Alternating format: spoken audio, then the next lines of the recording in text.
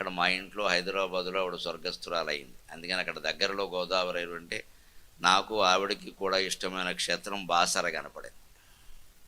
ఆ బాసర సరస్వతి మాత సన్నిధిలో గోదావరిలో అస్థికలు కలుపుతూ ఉంటే వచ్చిన పద్యం ఇది. దీని నుంచి మనం వేదాంతంలోకి వెడదాం. అస్థిర జీవనమునకు ఆత్మమయంబగు క్షీరవార్ధికిన్ సుస్థిర బంధమేర్పరచు శుద్ధమనంబును సంగినట్టి నీ అస్థికలెందుగల్పవలెనమ్మరో బాసరతీర శారదాంఘ్రిస్థిత గౌతమీ సలిల రేఖలలో బాసరతీర శారదాంఘ్రిస్థిత గౌతమీ సలిల రేఖలలో నిన్ను చూచుకొందునే. అస్థి నిమజ్జనం ఎందుకు చేస్తారు అంటే జీవుడికి ఈ వాసన ఎముకలకి పట్టేసి ఉంటుంది. అందుకని వాటిని కూడా ఎక్కడో కలిపేసే వరకు వాడికి శరీరం మీద తాపత్రయం పోదు. నిన్న మనం చెప్పుకున్న పంచప్రాణాల్లో ఏది ఎక్కడ పోతుంది అని. ఆ 5వ ప్రాణం ఎప్పుడు వీడిని వదిలిపెడుతుంది అంటే మంట శరీరంలో కాదు వెంట్రుకల కుదుళ్లలోకి వెళ్ళి చుర కాల్చేస్తూ ఉంటే అప్పుడు విడిచిపెడతాడు. అందుకే పూర్తిగా దహనం అయ్యే వరకు మనిషి చనిపోయినట్టు కాదు హిందూ సంప్రదాయం ప్రకారం. నిన్న పత్రికల్లో మీరు చూసుంటారు, ఒక ఆవిడ అన్నీ అయిపోయిందని వెంటిలేటర్ మీద ఇంకా 10 నిమిషాలు తీసేస్తే 10 నిమిషాలే ఉంటుందని చెప్పాక మారిషస్లో ఉండేటువంటి ఆవిడ కుమారుడు కూడా కబురు చేశాక అన్ని ఏర్పాట్లు చేసి వెంటిలేటర్ తీసేసాక ఆవిడ బతికే ఉంది. ఇంకా పైగా ఇవన్నీ వీళ్ళందరూ ఎందుకు వచ్చారు, మీరు ఇదంతా ఎందుకు చేస్తున్నారు అంది ఆవిడ. కేవలం బీపీలో తేడా రావడం వల్ల ఆవిడ స్పృహ కోల్పోతే అందులో చేర్పించారు, ఐసీయూలో పెట్టారు. తర్వాత ఐసీయూ అంటూ వాళ్ళ అబ్బాయి కూడా వచ్చేసాడు అక్కడికి. ఇప్పుడు బతికే ఉంది. ఇంత ఆశ్చర్యకరంగా ఉంటుంది ఈ శరీర విధానాన్ని, ఈ అనాటమీని భారతీయ ఆయుర్వేద శాస్త్రం లక్షల ఏళ్ల క్రితం గుర్తించింది. అందుకే మనకు ఆచారాల్లో ఉన్న సంప్రదాయం గొప్పది. శవాన్ని తీసుకెడుతూ ఉంటే కనీసం 3 చోట్ల ఆపుతారు, కింద దించుతారు. దింపుడు కళ్ళం అంటారు దాన్ని. దింపుడు కళ్ళం ఆశ అనే మాట వచ్చింది. అప్పుడు ఈ పెద్ద కొడుకుని పిలిచి మీ నాన్నగారిని పిలవయ్యా అంటాడు. వీడు వాడికి కూడా వినపడినంత నెమ్మదిగా పిలుస్తాడు, ఎందుకంటే పిలిస్తే వస్తాడేమో అని బెంగ. అందుకని తొడ మీద కొట్టుకుంటూ మీ నాన్నగారిని పిలవయ్యా అంటే సుబ్బారావు. ఇది సుబ్బారావు కాదు, వీడికే వినపట్లేదు. సరే ఒకవేళ వాడు వస్తే వీడు పోతాడు అనుకోండి, అది వేరే విషయం. వాడు పాడి నుంచి లేచాడంటే వీడు పోడవు. అందుకని కానీ ఆచారం ఎందుకు పెడతారంటే ఏమో అన్ని ప్రాణాలు పోలేదు, ఇంకో ప్రాణం మిగిలిన 4ంటిని లాగే ఉద్దేశంలో ఉందేమో. గట్టిగా పిలువు, మీ నాన్న రావాలని నీకు లేదా అని పిలవమను. సరిగ్గా మా అమ్మగారు పోయినప్పుడు ఇదే సందర్భం వస్తే పిలవమంటే మా పెద్దన్నయ్య ఉన్నాడు కదా, వాడే నేనేం పిలుస్తానరా, నువ్వైతే పద్యంలో పిలుస్తావు అన్నాడు. కావలెనన్న వచ్చునే ఎకాయకిన అకవనమ్ము చేరెను అని ఆశువుగా పొంగిన పద్యం ఇది. అవధాన విద్య నన్ను అంతడు వాడిని చేసింది. ఆ సందర్భంలో కూడా నడి రోడ్డు మీద పద్యం చెప్పాను, మా అన్నయ్య ఆజ్ఞాపించాడు కదా. కావలెనన్న వచ్చునే ఎకాయకిన అకవనమ్ము చేరెను ఔరావలెనన్న వచ్చునే సరాసరి నందన పారిజాతమై తావులనీనదే. ఔరావలెనన్న వచ్చునే సరాసరి నందన పారిజాతమై తావులనీనదే. అన్నయ్య అయిన తల్లడిలన్బని లేదు, తల్లికిన్ సేవలు చేయు పుత్రకుల జీవితముల్ నవపారిజాతముల్. నువ్వు నేను ఎంత మొత్తుకున్నా ఆవిడ రాదురా. ఉండగా చేశాం కదా అన్నదమ్ములం, మన అదృష్టవంతులం. పోటీ పడలేదు నాయన, సేవ చేయడానికి పోటీ పడంగానే ఎగ్గొట్టడానికి పోటీ పడలేదు. నా అన్నయ్యలు ఎంత అదృష్టవంతులు, వాళ్ళకి తమ్ముడే ఉండడం నేనెంత అదృష్టవంతుణ్ణి. ఒకడు వెళ్ళిపోగా మిగిలిన 4 అన్నదమ్ముల్లో ఎప్పుడూ పోటీ ఏమిటంటే అమ్మ ఎప్పుడు నీ దగ్గరేనా మా దగ్గరికి రాదా అనేవారు. ఆ తల్లి ఎంత అదృష్టవంతురాలమ్మా నిజంగా. ఎప్పుడు నీ దగ్గరేనా మా దగ్గరికి రాదా అంటే నేనే బతిమేళ అమ్మ అన్నయ్య రమ్మంటున్నాడమ్మా అప్పుడు ఒకసారైనా వెళ్ళు అంటే ఫోన్లేరా పెడతాను కానీ వారంలో మళ్ళీ వచ్చేస్తాను అనేది. అంతే, అలాగే ఉండేది. అలా ఎప్పుడు ఆ పోటీ రాలే. ఏదైనా శుభకార్యాలు ఉంటే వెళ్ళడమే అంతే. అన్నదమ్ములు అప్పచెల్లెళ్ళు ఆ రకంగా తల్లిదండ్రుల్ని చూడాలి, సందేహించకూడదు. పోటీ అందులో పడాలి. నేను చూస్తాన్న పోటీ పడాలి కానీ 3 నెలలు 4 నెలలను వాయిదాలు పెట్టుకుని 31వ తారీఖు రాగానే ఇంటి దగ్గర దింపేస్తారా? అక్కడి నుంచి ఆ తల్లి ఏమైపోవాలి? వాడు పిలవడు, వీడు వదిలేశాడు. జరుగుతున్నాయండి, పత్రికల్లో వస్తున్నాయేమో, వాస్తవాలు జరుగుతున్నాయి. ఆస్తులు పొరపాటుని పిల్లల పేరు పెట్టారు అంటే శ్రీమద్ రమారమణ గోవిందో హరి. ప్రాణం పోయినా సరే స్థిరాస్తి పిల్లల పేరు పెట్టకూడదమ్మా, భగవంతుడు సాక్షిగా పెడుతున్నా. చాలా గట్టిగా ఉండండి, 60 ఏళ్ళు దాటిన వాళ్ళు చాలా గట్టిగా ఉండాలి. ఎవరిని నమ్మడానికి వీలేదు, అన్ని అవసరాల కోసం ఉండే బంధాలే. అబ్బే లేదమ్మా చాలా డెవలప్ చేస్తాం పెట్టే అంటారు. ఏం డెవలప్ ఏదమ్మా, వాడు వెడలప్ అవుతాడు. తల్లి పేరు నెల్లి తీసుకుంటాడు, తల్లిని వదిలేస్తాడు. చాలా జాగ్రత్తగా ఉండాలి, ఆత్మీయతలు ఉండే కాలం కాదు ఇది.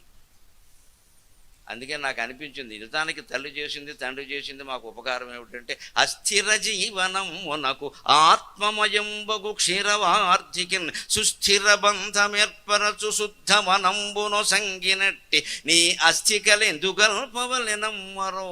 ఈ జీవితం అంతా అస్థిరం, ఆత్మ జ్ఞానం ఒక్కటే బాలసముద్రంలాగా సుస్థిరం. ఆత్మమయమైన క్షీరవార్ధికి అస్థిరమైన జీవనానికి ఒక బంధం ఏర్పరిచావమ్మా. పాపగా మా అదృష్టం, మా అమ్మ క్షీరాబ్ది ద్వారశ నాడు పుట్టింది. మా తాతగారు అనేవారు, బొమ్మకండ సుబ్బారావు గారు, నేను మా దేశంలో మా పుట్టినరోజులు మేమే చేసుకుంటామని, నీ పుట్టినరోజు దేశం అంతా చేసుకుంటుంది అనేవారు. క్షీరాబ్ది ద్వారశ ఎంత గొప్ప రోజు. అదిగో ఆ పాల సముద్రంలో క్షీరాబ్ది ద్వారశ నాడు విష్ణుమూర్తి ఆవిర్భవించిన రోజున పుట్టిన తల్లికి పుట్టడం వల్ల నాకు దైవభక్తి వచ్చింది. మా నాన్నగారు ఆగస్టు 15 పుట్టారు, అందుకని దేశభక్తి కూడా వచ్చింది. ఆయన అనేవాడు, పుట్టిన తర్వాత చూసుకో నేను పుట్టినరోజున స్వాతంత్రం వచ్చింది అనేవాడు. మాకు పోయింది దేశానికి వచ్చిందిలే అనుకునేవాళ్ళం. దేశానికి వచ్చింది కానీ మాకు రాలేదయ్యా అనేవాళ్ళం. ఆయన ఆగస్టు 15 పుట్టాడు. అందుకని అవి కారణాలు, వాళ్ళ పెంపకం అటువంటిది, వాళ్ళ జ్ఞానబోధ అటువంటిది. అస్థిరమైన జీవితానికి సుస్థిరమైనటువంటి పాలసముద్రానికి ఆత్మజ్ఞానానికి ఒక బంధం ఏర్పరిచేవమ్మా అన్నాం. ఎందుకంటే వంట చేస్తూ అధ్యాత్మరామాయణ కీర్తనలు, జోలపాడుతూ అధ్యాత్మరామాయణ కీర్తనలు, కృష్ణుడు మా తాతగారికి ఇష్టదేవం, ఆవిడికి ఇష్టదేవం, కృష్ణుడి మీద పాటలు, ఇవన్నీ 5 ఏళ్ల వరకు బళ్ళోకి పంపలేదు. ఇప్పుడు కూడా అలవాటు చేసుకోండి దయచేసి. ఈ ఇంగ్లీష్ మీడియం ఉన్న వ్యవహారాల్లో ఎంత ఆలస్యంగా బడికి పంపితే అంత విజ్ఞానవంతుడు అవుతాడు. అది గుర్తుపెట్టుకోండి. తల్లి నేర్పాలి, తండ్రి నేర్పాలి, బళ్ళో నేర్పేది ఏం లేదమ్మా. ABCDల కోసం 4 లక్షలు కడుతున్నాం అక్కడ. వాడు నేర్పుతున్నది ఏం లేదు అక్కడ. తల్లి నేర్పాలి, తండ్రి నేర్పాలి. ఉద్యోగాలు మానేసైనా సరే నేర్పాలి, తండ్రి అయినా సరే తల్లి అయినా. ఎవరు వాటాలు వేసుకుంటారో వేసుకోవాలి. 5 ఏళ్ల లోపు పిల్లాడికి ఎన్ని భాషలు నేర్పితే అన్ని భాషలు వస్తాయి, ఎన్ని శ్లోకాలు చెబితే అన్ని శ్లోకాలు వస్తాయి. గ్రహణ ధారణ పటుర్ బాలకహ అని శాస్త్రం చెప్పింది. గ్రహించడానికి కానీ ధరించడానికి కానీ పిల్లలకు ఉండే శక్తి పెద్దవాళ్ళకు ఉండదు. ఆ జ్ఞాపక శక్తి 20-40 ఏళ్ల వరకు పెరుగుతూ ఉంటుంది, అక్కడి నుంచి కొంచెం తగ్గుతూ ఉంటుంది. ఈ స్థితికి మనం అలవాటు పడాలి. అందుకే నేను చెప్పాను, నేను 70 దాటాకి ఇంకూరికి జ్ఞాపకం లేదని అనకం లేకపోవడమే మంచిదాన్ని. అది పిల్లల వయసులో అనుకోండి పెంచుకోవాలి. అది విద్యార్థులు విద్వాంసులు కావాలి అంటే జ్ఞాపక శక్తి పెరగాలి, వాళ్ళకి అన్ని ధారణ చెయ్యాలి వాళ్ళు. అటువంటివన్నీ చదవబట్టి ఇంత వాళ్ళ. అందుకని పాలసముద్రం ఏమిటో, ఆత్మజ్ఞానం ఏమిటో, శ్రీ మహావిష్ణువు ఏమిటో చెప్పింది నువ్వే కదమ్మా. అంత సుస్థిరమైన బంధం ఏర్పడాలంటే శుద్ధ మనంబు నొసంగినట్టి మనస్సు శుద్ధమై ఉండాలి.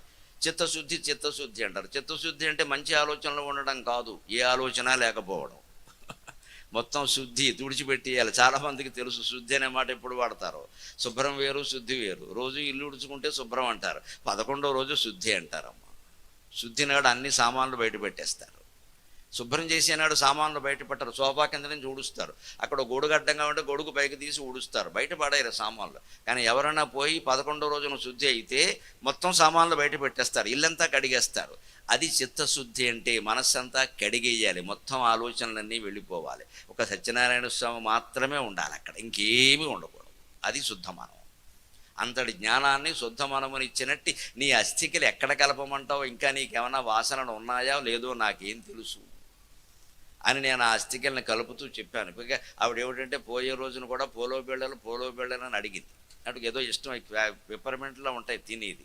పోలో బిళ్ళ అంటే నేను పోలో బిళ్ళలు ఇచ్చేవాడిని పట్టుకెళ్ళి. అవి ఇంకా 2 ప్యాకెట్లు ఉండగానే ఇంకో 2 దేరా అయిపోతాయేమో అనేది, ఏమైనా లక్షల వాటి ఖర్చు తెచ్చిచ్చేవాడిని. నాకు ఒక అనుమానం వచ్చింది మామూలు మానవుడిగా, ఈవిడ ఈ పోలో బిళ్ళల భ్రమలో ఉందేమో, వచ్చే జన్మలో పోలో బిళ్ళల కంపెనీలో పుట్టుతుందేమో. ఎందుకు వచ్చిన గొడవ, నా 2 అస్థికల దగ్గర పోలో బిళ్ళల ప్యాకెట్ కూడా ఒకటి పెట్టా. తెలంగాణలో బాసర క్షేత్రంలో వాస్తవంగా జరిగింది. పెట్టి చేస్తుంటే పురోహితుడు చేస్తున్నాడు, బాగానే ఉంది, నేనేదో భక్తిగా చేస్తున్నాను, పద్యాలు పాడుకుంటున్నాను. అక్కడి నుంచి వెళ్ళి ఒక దంపతులు పెడుతూ, ఎన్నాళ్ళ బట్టి అస్థి నిమజ్జనం చేసాం, పోలో బిళ్ళలు పెట్టాలని మనకు తెలియలేదా. గరికపాటి వారు చేస్తున్నారంటే గరుడ పురాణంలో చెప్పుకుంటారు దాన్ని. ఊరికే ఎందుకు చేస్తారు? పెప్పరమెంట్ బిళ్ళలు పెట్టాలన్నమాట. పెట్టకుండానే పంపించామనుకుంటే నేను పిలిచి బాబు నన్ను అనుసరించకండి అని చెప్పాను. నేనేదో నా అజ్ఞానం కొద్దీ నేను చేస్తున్నాను, మీకెందుకు ఈ గొడవ అని చెప్పి చెప్పాల్సి వచ్చింది. లేకపోతే అది పెట్టేస్తారు ఇక్కడి నుంచి, ఆయన చేశారు అదో ఆచారం అంటారు.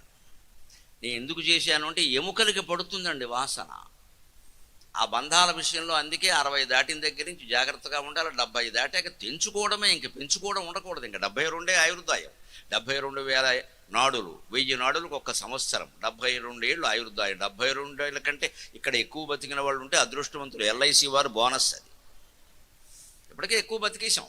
ఇంకా తర్వాత జీవితం ఎలాంటిదంటే స్విచ్ ఆపేసిన సీలింగ్ ఫ్యాన్, ఇంక 2 చుట్లు వేస్తుంది ఆగిపోతుంది. నువ్వు పేట వేసుకుని తిప్పేకూడదు, ఇంకా తిరగదు అది. అయిపోయింది దాని పని. అయిపోయిన దానికి సిద్ధపడాలి. ఇంకా నేను అది సాధించాలి, ఇది సాధించాలి, నేను ఇంకా యంగ్ లుకింగ్ ఉండాలి, మార్నింగ్ వాక్, ఈవినింగ్ ట్రాక్, అనవసరం ఇవన్నీ.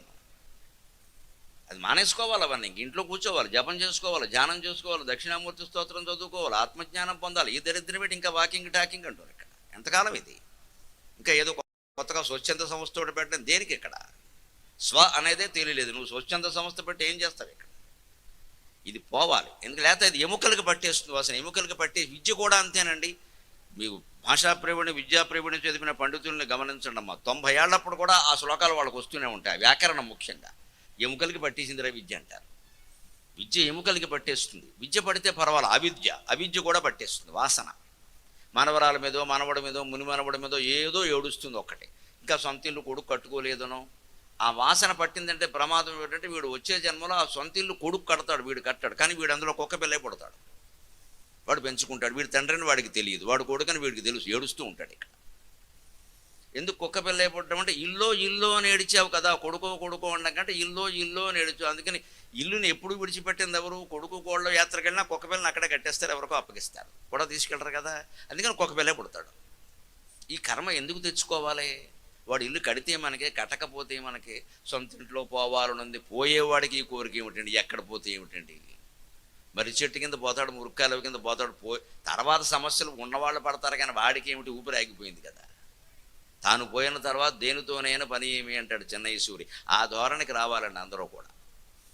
అందుకోసం ఇది. అటువంటి అస్థికలు ఎక్కడ కలపమంటావమ్మా? నాకు తెలియక, నాకు ఇష్టమైంది సరస్వతీదేవి, నీకు ఇష్టమైంది గోదావరి నది, ఈ రెండూ ఉన్న బాసర క్షేత్రంలో కలుపుతున్నానమ్మా అన్నది. బాసర తీర శారదాంఘ్రిస్థిత గౌతమీ సలిల రేఖలలో నిన్ను చూచుకుందునే. ఎప్పుడు నేను సరస్వతీదేవిని పూజించడానికి బాసరకు వచ్చినా ఒకసారి గోదావరి నీళ్లు చూడగానే మా అమ్మని ఇక్కడే కదా లీనం చేసామనిపిస్తుంది. ఈ లీనం చేయడం ఎందుకు అంటే నీళ్లు వదిలేసామంటారు. ఆ నీళ్ల ఆశ ఉంటుంది. అందుకే లీనం చేయడం కోసం కాశీ గయ వెళ్ళక్కర్లేదండి, అదో అజ్ఞానం. వారు తాగిన నీళ్లు ఎక్కడవో ఆ నదిలోనే అస్థికలు కలపాలి. ప్రతి వాళ్ళు గయ్య వెళ్ళి, కాశీ వెళ్ళి గంగానదిని పాడు చేసేది అనవసరంగా. వాళ్ళు తాగిన నీళ్ల రుణం తీరిపోయింది అంటారు. బియ్యం రుణం, నూకల రుణం తీరిపోవడం కోసమే మృతదేహం పడుకుని ఉండగా నోరు తెరుచుంటే అందులో బియ్యం పోయమంటారు అందరినీ, మొత్తం బంధువులందరినీ. నూకలు చెల్లాయి అంటారు. ఆ నూకలు ఇంకా మా గురించి ఏమన్నా బంధం ఉంటే వదిలేసుకో, ఇదిగో నీకున్న 2 ముద్దలు పెట్టేస్తున్నాం అని బియ్యం పోస్తారు. దాని ఉద్దేశం ప్రతి శుభం అశుభంతో నిమిత్తం లేకుండా ప్రతి ఆచారంలోనూ మనిషి యొక్క భౌతిక, మానసిక, ఆధ్యాత్మిక కోణాలన్నింటినీ స్పృశించి నిర్వచించిన ఏకైక ధర్మం హిందూ ధర్మం. ప్రతిదీ శాస్త్రీయం. ఇందులో గుడ్డి నమ్మకానికి అవకాశమే లేదు. ప్రతిదీ శాస్త్రీయం. మనస్సు ఎంత ముఖ్యం, భౌతికం ఎంత ముఖ్యమో మనస్సు ఎంత ముఖ్యం, ఆధ్యాత్మికం అంత ముఖ్యం. దాన్ని కూడా అందులో ఆచారాల్లో లీనం చేశారు. తప్పనిసరిగా చేయాలి. కాకపోతే నేను మొత్తుకునేదల్లా ఒకటే, మొక్కుబడిగా చేయకండి, తత్వం తెలుసుకుని చేయండి. అప్పుడు శ్రద్ధగా చేస్తాం. శ్రద్ధతో పెడతారు కాబట్టి దాన్ని శ్రాద్ధం అంటారు. అదేం తిట్టుమాట కాదు, అది శ్రద్ధగా పెట్టాలి, శ్రాద్ధం అంటారు. శ్రద్ధగా పెట్టకపోతే అందదు.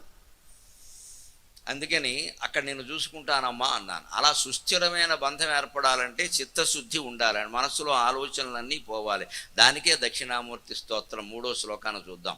బీజస్యంతరివాంకురో జగదిదం ప్రాంగ్ నిర్వికల్పం పునర్మాయా కల్పిత దేశకాలకలనా వైచిత్ర్య చిత్రీకృతం మాయావీవ విజృంభయత్యపి మహాయోగీవయ స్వేచ్ఛయా తస్మై శ్రీ గురుమూర్తయే నమయిదం శ్రీదక్షిణామూర్తయే. శ్రీదక్షిణ అమూర్తయే నమయిదం శ్రీదక్షిణామూర్తయే. దక్షిణామూర్తి ఒక్కడే మన దేవతల్లో దక్షిణముఖంగా ఉంటాడు. సాధారణంగా దేవాలయాలు ఎక్కడ దేవతా విగ్రహాలు దక్షిణముఖంగా ఉండవు. తూర్పు కానీ ఉత్తరం కానీ మహా అయితే పడమర కానీ ఉంటాయి. దక్షిణముఖంగా పెట్టరు అశుభం. కానీ దక్షిణామూర్తి దక్షిణముఖంతోనే ఉంటాడు. అంటే మృత్యువుని ఎదిరించగలిగే ధైర్యాన్ని ఇచ్చేదే దక్షిణామూర్తి స్తోత్రం. నువ్వు ఎందుకు ఆ దిక్కు తిరిగితే అశుభం